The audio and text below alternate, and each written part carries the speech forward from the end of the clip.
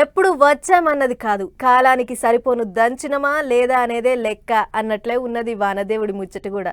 లెక్కకైతే 2 Telugu రాష్ట్రాలల్లో El Niño జయంగా వానలు జర్రంతా ఆలస్యమైనాయి. అయినా సరే లేట్ అయినా లేటెస్ట్గా అందుకునే వానలు మొత్తానికి వానాకాలంలో ఉన్న ఫీలింగ్ వచ్చి ఎప్పటి లెక్కనే జనాల తిప్పలు చాలైనాయి. ఇక చూడుర్రి.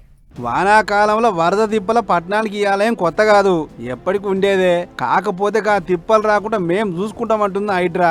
ఇన్నొద్దులు హైడ్రా అంటే ఏమున్నా ఇండ్లు గులగొట్టుడు, సర్కారు భూములు కాపాడుడే అనుకున్నారు గాని ఇప్పుడు వానాకాలం ముమ్మిర్ల టైంతో సంబంధం లేకుండా జనాలకు సేవ చేస్తుంది.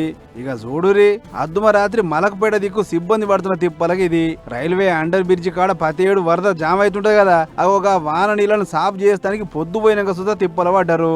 చెంబర్ల మూతలు తీసుడు, వరదను వంపు దిక్కు పోతట్టు మలుపుడు, మోటార్లు పెట్టి వరద ఎత్తిపోసుడు, గిట్ల రాత్రి 12 కొట్టంగా కూడా కష్టపడ్డది హైడ్రా. ఇక మీది బాజు పడుతున్న వానలు చేయంగా పట్టణానికి నీళ్ళిచ్చే జలాశయాలు కూడా మంచిగా నిండుతున్నాయి. ఉస్మాన్ సాగర్, హిమాయత్ సాగర్ చెర్లకైతే వరద మోక శితం పెరుగుడుతోని అధికారులు జర్రంతా ఖుషి అవుతుర్రు.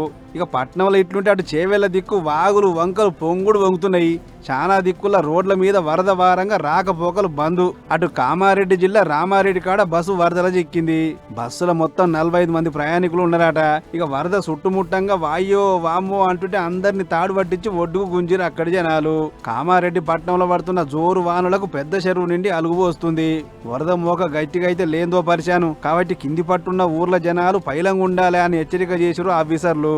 జూరాల ప్రాజెక్టు కాడ వరద దుంకులాడుతుంది, నీళ్ల రువ్వడి అంతకంతకు పెరుగుతుంది అని చెప్పి 30 గేట్లు లేవట్టి నీళ్లకు కిందికి మలిపిరు ఆఫీసర్లు. ఇక మన కాడ ఇట్లుంటే అటు ఏపీ పోలవరం జిల్లా చింతూరు దిక్కు వరద ప్రభావిత ప్రాంతాలు కలదిరుగురు అధికారులు. విఆర్పురం, కూనవరం మండలాలకు పోయి వరద వేరకపోయిన జాగలల్ల సాఫ్సాఫాయి ఎట్లుండదో చూసి జనాలకు నిత్యావసర సరుకులు కూడా అందించారు.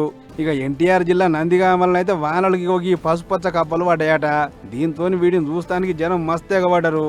మొత్తానికి వానల రువ్వడి ఇంకా పోలేదు, ఇంకో 2-3 రోజులు గట్టి వానలే ఉన్నాయట. కాబట్టి జనంతా పైలంగా ఉండాలి అని హెచ్చరిస్తున్నారు మొగుల అధికారులు.